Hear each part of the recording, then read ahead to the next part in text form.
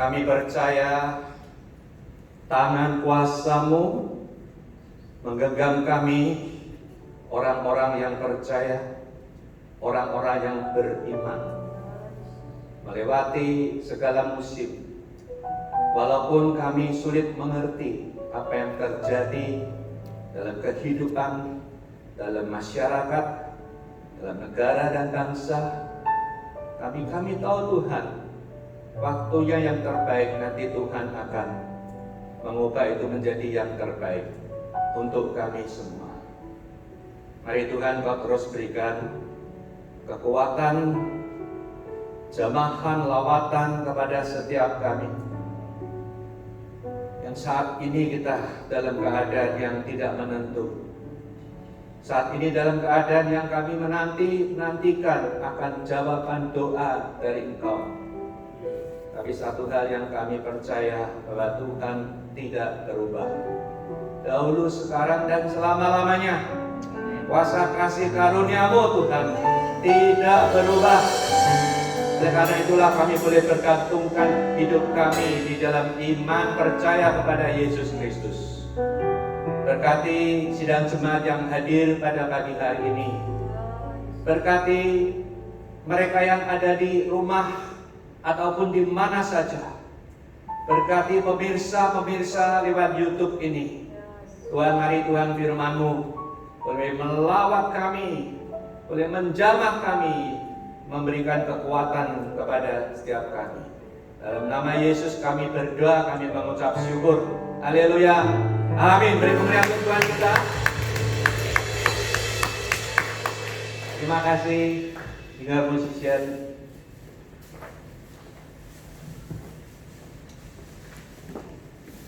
Kita memasuki minggu yang kedua dalam bulan ini, yang temanya adalah menanti-nantikan Tuhan. Ya, saya tidak tahu saudara menantikan jawaban tentang apa. Tapi menanti-nantikan Tuhan itu adalah tema yang sangat relevan bagi kita pada saat ini. Saudaraku, firman Tuhan yang saya akan kutip adalah dari Mazmur 130 ayat yang kelima, kemudian disambung dengan Matius 11 ayat yang ke-28. Temanya adalah kesabaran dalam penantian. Kesabaran dalam penantian. Kata kesabaran itu sangat penting di dalam pemahaman kita.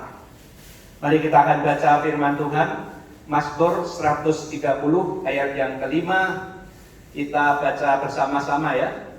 Mazmur 130 ayat yang kelima, kemudian juga Matius 11 ayat yang ke-28. Kita sambung. 3, 2, 1, mari kita sama-sama buka suara dengan keras.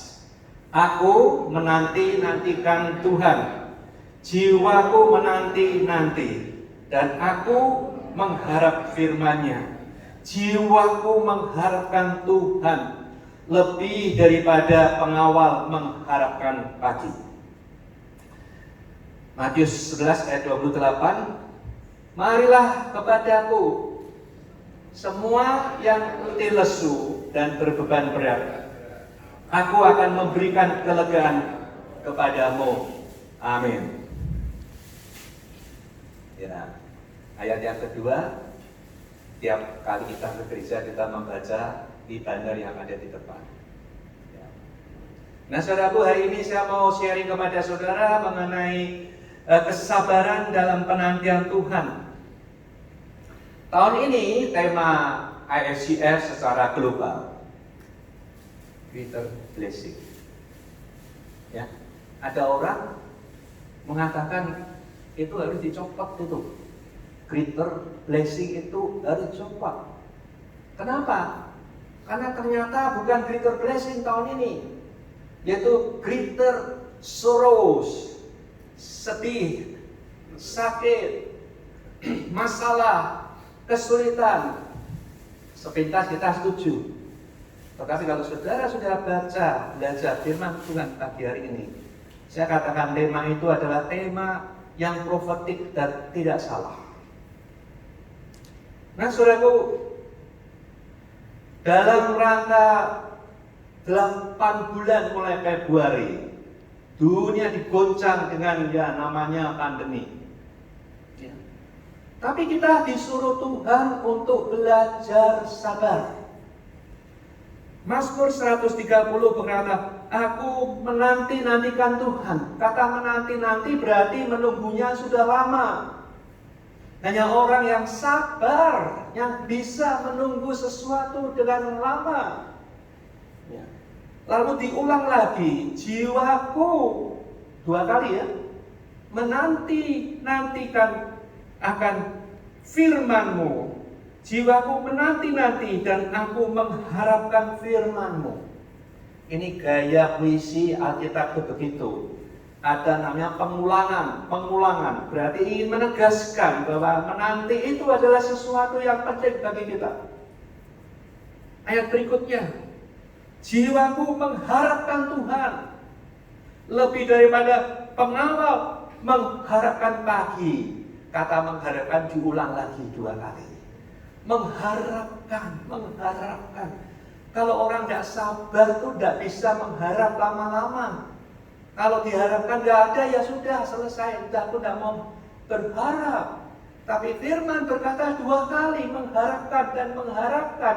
Bahkan dikatakan, dikasih perumpamaan seperti pengawal kota yang menjaga dapat jam dinas malam.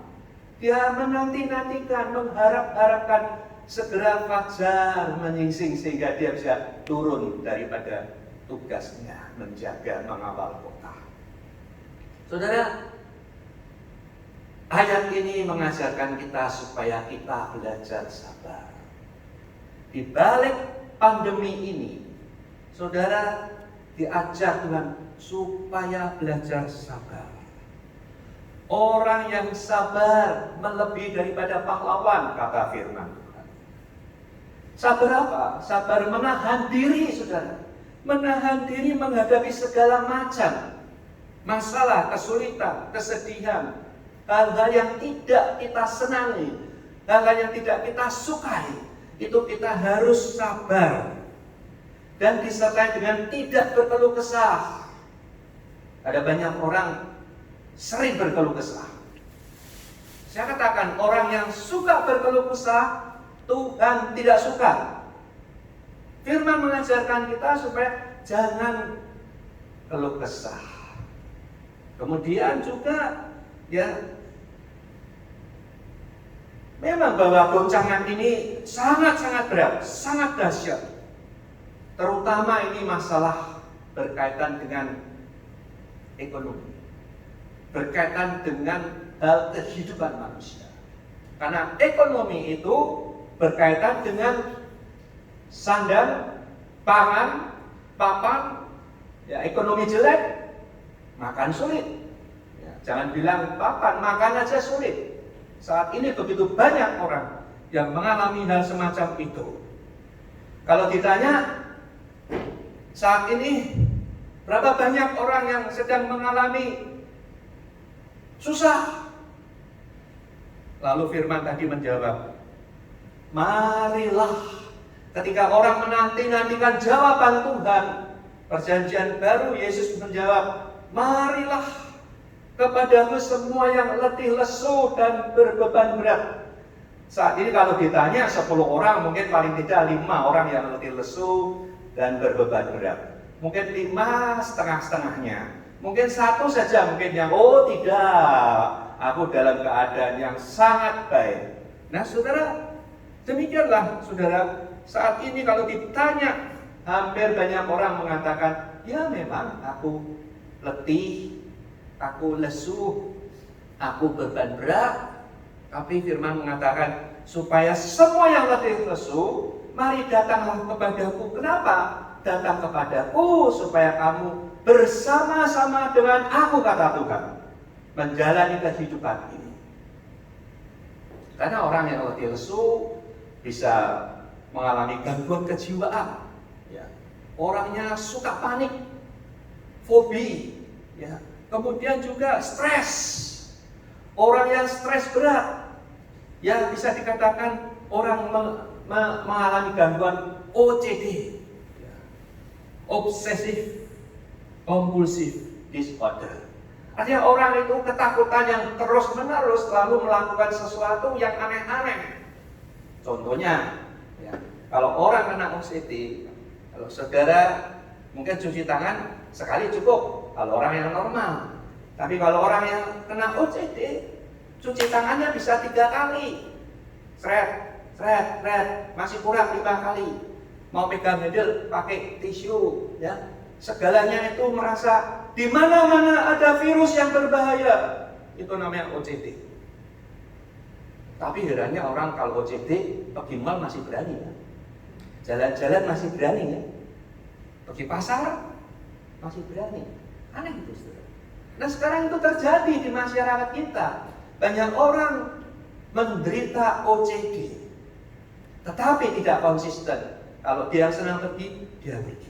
Nah saudara, di balik semua ini, saya terus merenung, ya. Kita menanti-nantikan Tuhan ini sudah 8 bulan.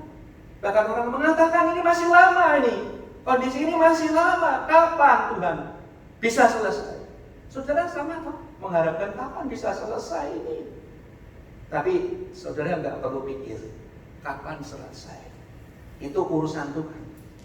Tapi yang penting adalah kita melihat di balik semua ini. Ya. Di balik semua ini ada maksud apa Tuhan terhadap kita? Ya, kalau saya mendengarkan khotbahnya Pendeta Stephen Tong mengatakan supaya manusia belajar jangan sombong pada saat ini. Baik engkau orang kaya, orang pangkat, orang terpandang, tapi jangan sombong. Nah, saudaraku, kita melihat di dalam Alkitab mencatat bahwa krisis ekonomi itu bukan zaman kita ini saja. Tapi zaman perjanjian lama itu sudah terjadi berulang-ulang krisis ekonomi. Ya, saya mau ambil contoh Abraham. Abraham itu dia pergi ke Mesir karena apa? Karena di Negev tempat dia tinggal. Setelah dia keluar dari Ur Kasdim, dia tinggal di Negev. Di situ terjadi bencana kelaparan. Lalu dia harus pergi ke Mesir. Nah, ini ada kisah yang bagus sekali. Dia pergi ke Mesir. Dalam cerita Alkitab ini ada beberapa yang disisipi cerita-cerita romantis, ya. Ketika Abraham pergi ke Mesir untuk mencari kehidupan yang baru, dia membawa istrinya yang cantiknya bukan main, namanya Sarah. Ya, masuk ke sana, dia ngomong sama orang, ini adik saya, ini bukan istri saya. Kemudian oleh Firaun dia diambil menjadi istrinya. Ya, ini selingan kisah saja di dalam sesuatu perkara besar ini, ya. Tetapi akhirnya apa? Di dalam kesalahan itu Abraham, ya, Firaun ini terkejut bahwa ternyata itu bukan adikmu, itu istrimu. Dan Tuhan bekerja, tidak dibunuh Abraham, tapi justru diberkati oleh Firaun. Sana cepat pergi, tak kasih ini, kasih apa saja dia pergi. Dan akhirnya ada dapat modal banyak. Walaupun dia memang sudah orang kaya, tapi ditambah dengan berbagai berkat, dia pergi. Di balik masalah ada sesuatu maksud Tuhan. Kemudian kita lihat Ishak, anaknya sama. Ishak itu di dalam Kejadian 26, Ishak pindah ke Gerar. Nah, saudara, istri Ishak juga cantik luar biasa, namanya Ribka. Ini rupanya penyakitnya menular, ya. Bapaknya begitu, anaknya juga begitu. Ketika dia masuk, dia bilang, ini saudaraku, bukan istrinya. Dan di balik itu, ya, dia diberkati. Dia kaya raya, dikasih modal, suruh pergi. Yang ketiga Yakub, ini satu keluarga nih. Abraham, Ishak, Yakub, tiga generasi. Generasi yang ketiga, Yakub pergi ke Mesir untuk membeli gandum karena di negerinya, ya, Kanaan itu bisa terjadi kelaparan, loh, saudara. Heran, ya, firman Tuhan mengatakan Kanaan itu penuh dengan madu dan susu, tapi saat itu terjadi kelaparan. Maka si Yakub ini pergi ke Mesir. Tapi sebelum berangkat, anak-anaknya 10 orang suruh berangkat ke Mesir.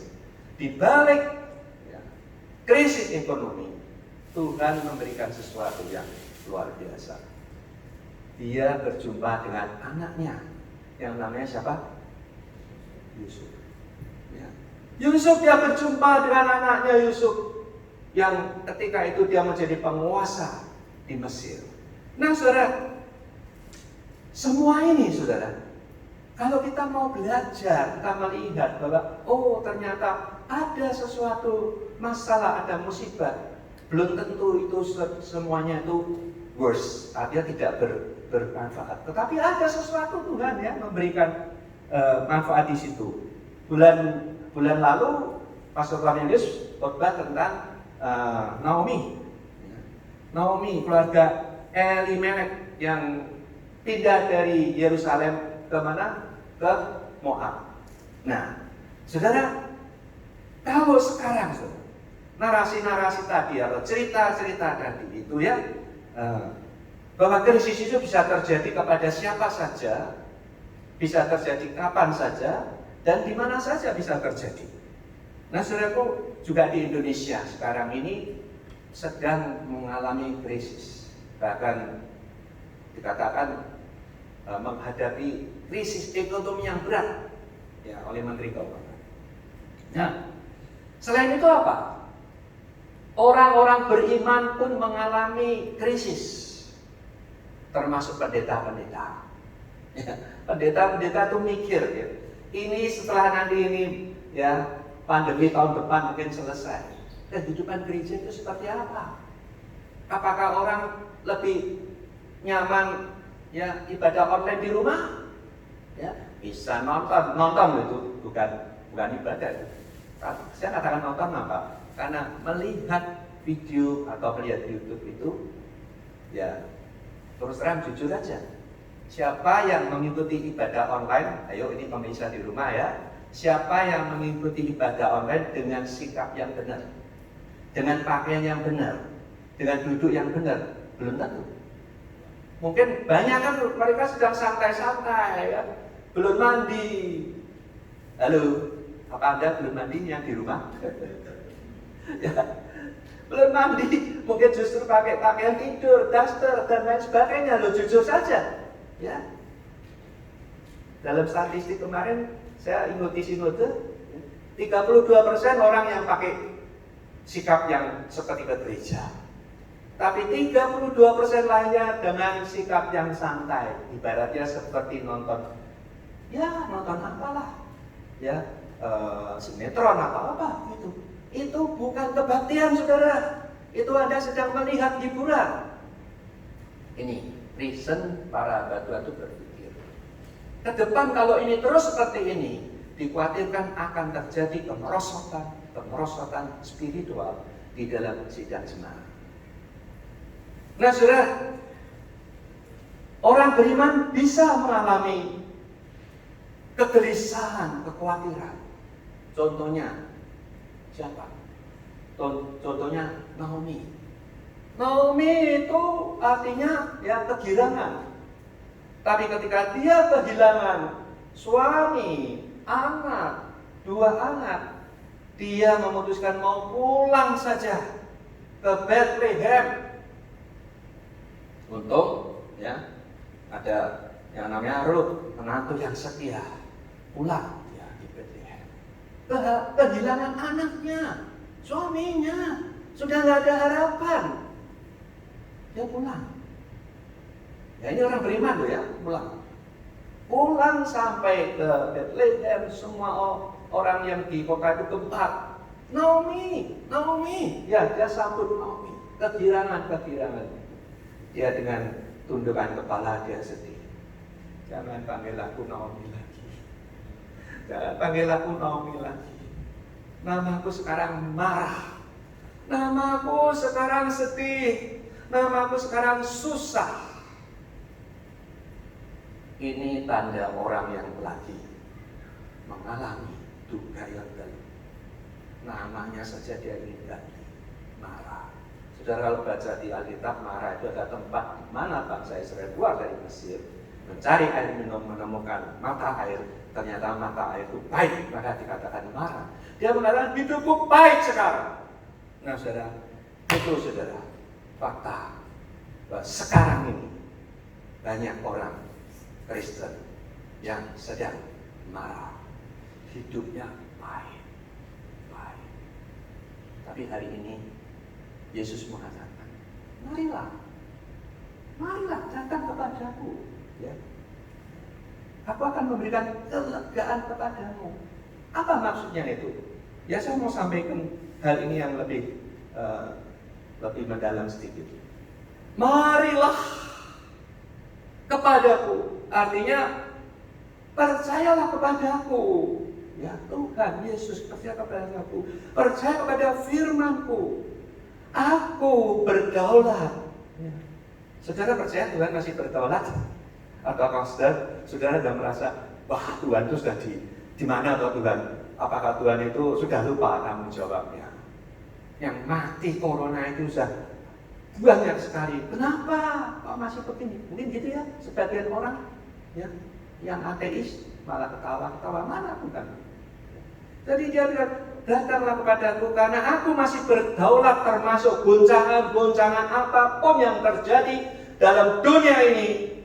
Tuhan masih berdaulat. Katakan amin. Tuhan masih. Lukas 12 ayat 7 berkata apa?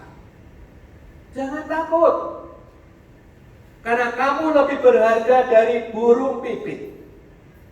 Ya, ketika orang gelisah, Tuhan kan jangan takut, kamu lebih berharga. Kalau burung pipit di udara saja Tuhan pelihara. Padahal burung pipit dikatakan harganya 5 ekor 2 duit. 5 ekor 2 duit. Kalau saya hitung-hitung, kemarin malam saya hitung-hitung 2 duit itu berapa atau sekarang? Dikonversikan dengan gaji orang pada zaman itu, 2 duit itu tidak banyak saudara. 2 duit itu paling ya 12.000. Bayangkan. Kalau burung di udara saja dipelihara, saudara dan saya ini lebih berharga burung apa tidak? Ini pertanyaan Tuhan. Jawab kok dewe. Kalau kamu merasa lebih berharga, jangan takut, Tuhan itu peliharakan kamu. Mazmur 121 ayat 4, Tuhan tidak lelap dan tidak tidur. Ini perkataan siapa ya? Yang lagi di penjara belum lama itu. Gusti boten sare ya. Allah tidak tidur. Ya ini ayatnya. Allah tidak tidur. Allah masih mengendalikan semuanya. Allah masih bekerja. Filipi 4 ayat 12. Allahku akan memenuhi segala keperluanmu menurut kekayaan dan kemuliaannya dalam Kristus Yesus. Segala kebutuhanmu yang pokok ya, jangan minta yang macam-macam ya. Yang pokok Tuhan akan berikan. Oleh karena itu Yesus mengatakan, datanglah kepada. Ayo kita serahkan, ya, serahkan kekhawatiran kita. Lalu kita belajar di dalam tengah-tengah kesulitan ini hidup yang berhikmat, bijaksana, dan mencukupkan diri. Mencukupkan diri itu, kalau aku lihat orang-orang, ya, saya lihat orang-orang sederhana, ya, saya sengaja duduk di satu tempat sebelah ada pengemis, ambil botol-botol. Coba saya tanya, Pak, sampean dapat berapa sehari? Ya, paling 20.000. Ngumpulin botol-botol dia jual. Ya. Kemudian saya juga lihat orang yang sederhana. Dia makan, saya coba deketin. Ya, tentunya saya juga pakai celana pakaian yang ya setengah compang samping ya. Melihat mereka bagaimana. Saya melihat mereka hanya makan nasi dengan 2 ekor geren mungkin, atau dengan apa saja. Bahkan saya lihat lagi orang itu setiap pagi ada di situ, saya perhatikan.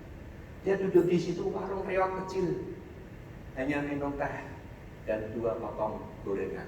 Berapa sih itu? Ini saudara, yang Tuhan mau ajarkan kepada kita, supaya berhikmat dan mencukupkan diri. Saya seringkali ngomong sama istri saya, kalau kamu malam lapar, jangan bingung. Perutmu dibawin aja, minum yang banyak, nanti kenyang, bisa tidur. Ya, kalau tidak itu ya kita akan keluar bawa mobil cari malam ada apa? Bakmi Jawa, makan di situ. Ke Simpang 5 cari nasi ayam. Ini hidup tidak sehat. Saya bilang minum aja. Coba nanti praktekkan nanti malam.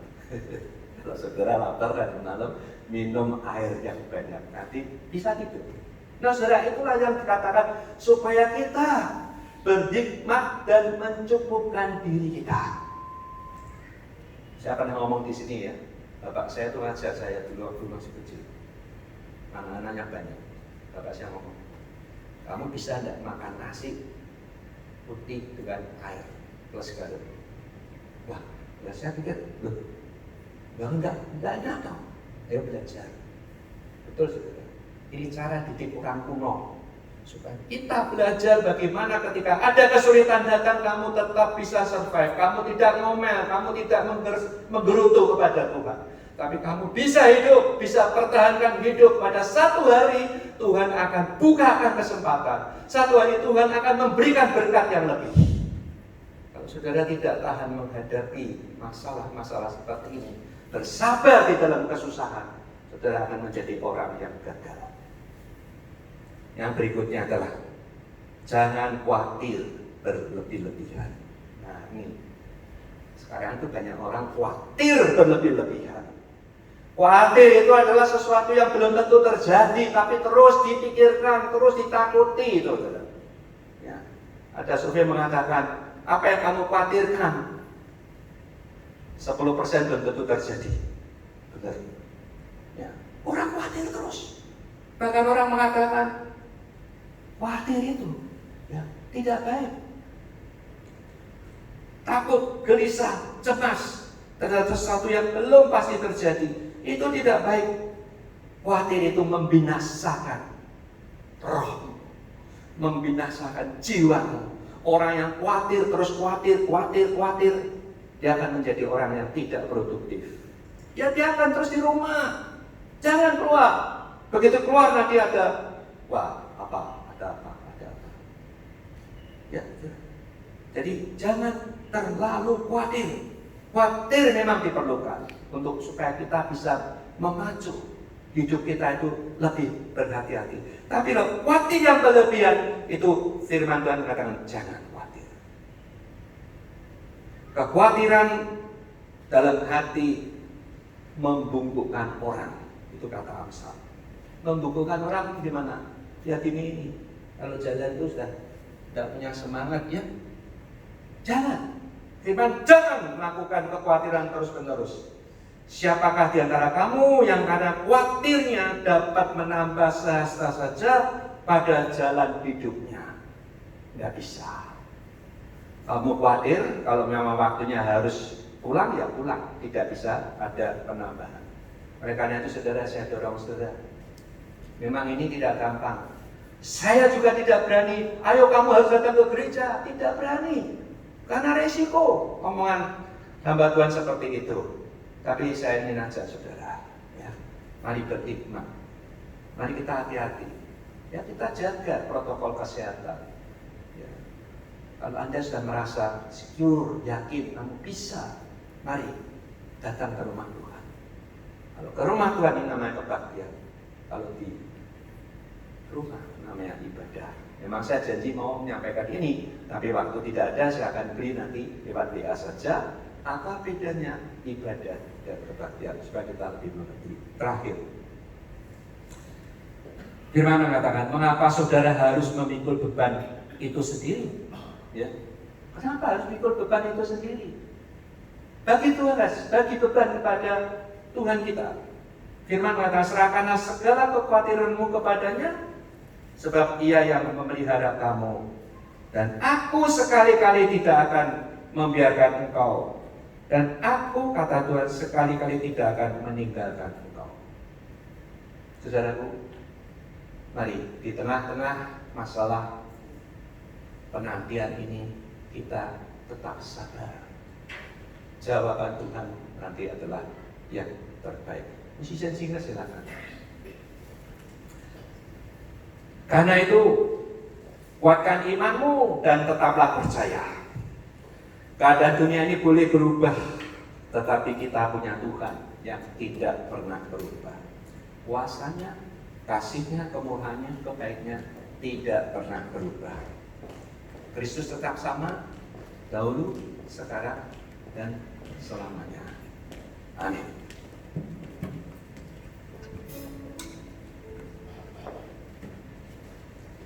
Mari kita berdoa untuk firman Tuhan. Bapak, kami sudah mendengar akan sabda-Mu. Kami akan belajar apa yang Kau sampaikan. Kami akan dengan hikmat dan kebijaksanaan, dengan hati-hati, kami tetap bersosialisasi di tengah-tengah masyarakat. Kami juga menjaga pola hidup yang sehat, supaya kita dilepaskan, dibebaskan dari yang namanya pandemi yang berbahaya ini. Terima kasih Tuhan. Terima kasih.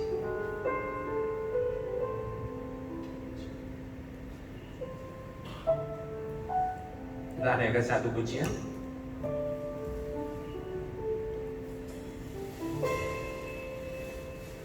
Waktu Tuhan pasti yang terbaik, walau kadang mudah dimengerti, lewati cobaan, ku tetap percaya waktu Tuhan pasti yang terbaik.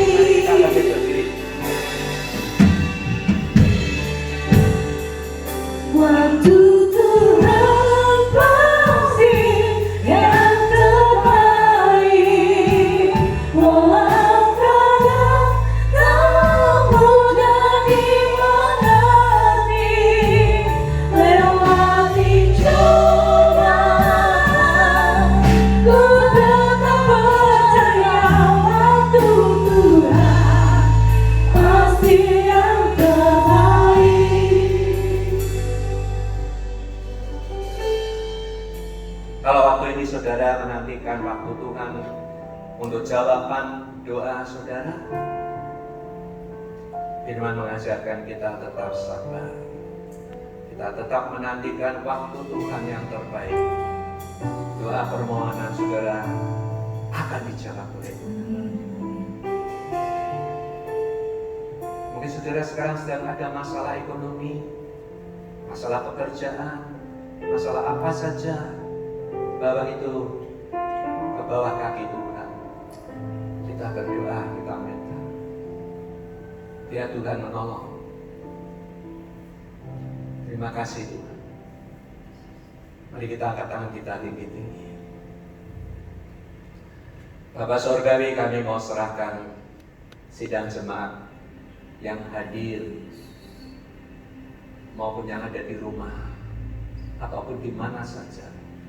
Juga para pemirsa yang kebetulan mendengarkan firman ini. Tuhan memberkati. Menanti dengan sabar akan jawaban Tuhan. Dan kita percaya bahwa Tuhan masih tetap mempunyai otoritas, kuasa selama-lamanya untuk mengatur kehidupan umat manusia ini. Dengan waktu Tuhan yang terbaik, dunia akan dilepaskan, dibebaskan dari ancaman bahaya ini yang sudah berjalan sekian lama. Kami berdoa untuk bangsa negara kita Indonesia, untuk para pemimpin bangsa kami. Oh Tuhan, baik eksekutif maupun legislatif, supaya mereka bersehati untuk mengawal bangsa kita ini menuju kepada masa depan yang bisa memberikan kesejahteraan bagi bangsa kita. Beri damai sejahtera untuk umat-Mu Tuhan. Sidang jemaat yang dikasih oleh Tuhan, bersabarlah menantikan jawaban dari Tuhan. Percaya bahwa Dia masih terus menyertai kehidupan kita. Mari sidang jemaat yang dikasih oleh Tuhan, kiranya kasih karunia dan rahmat dari Tuhan, pengampunan dan penyertaan dari Tuhan, pertolongannya yang dari Tuhan menyertai saudara sekalian, mulai sekarang sampai selama-lamanya. Haleluya, Tuhan memberkati. Amin. My soul, my Savior to Thee. How great Thou art! How great Thou art! Let me, my soul, my Savior to Thee. How great Thou art! How great Thou art! How great Thou art! How